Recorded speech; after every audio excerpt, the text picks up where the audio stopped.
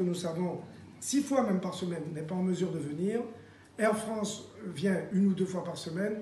Nous sommes maintenant confinés, doublement confinés sur notre territoire Guyane.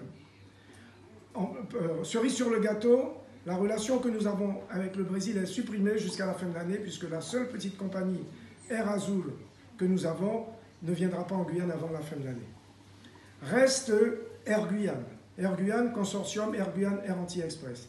Et j'ai entendu le vibrant plaidoyer de mon ami, de mon frère Éric Coury, qui nous dit partout, malgré son optimisme, à toute épreuve, qu'il va mourir lui, parce qu'il a une petite compagnie, qui ne pèse pas lourd dans l'ensemble des compagnies de France hexagonale et de l'Europe.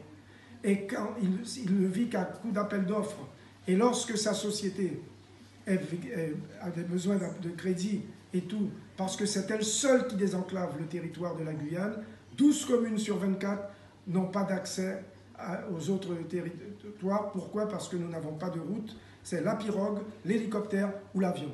Et d'ailleurs, le président de la CTG vient de réquisitionner Air Guyane dans des conditions assez rocambolesques pour faire du transfert aérien 2 ou 3 fois par semaine. Et comme ce sont des avions de 20 places, on ne peut mettre que 5 ou 6 personnes, 10 personnes pour respecter la distanciation sociale et tout le reste.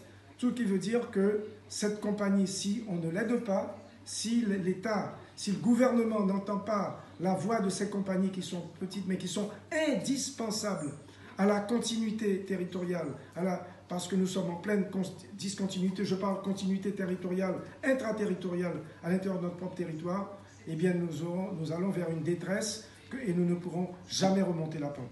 Je tenais à le dire, moi j'ai entendu toutes celles qui se sont exprimées et je partage les positions.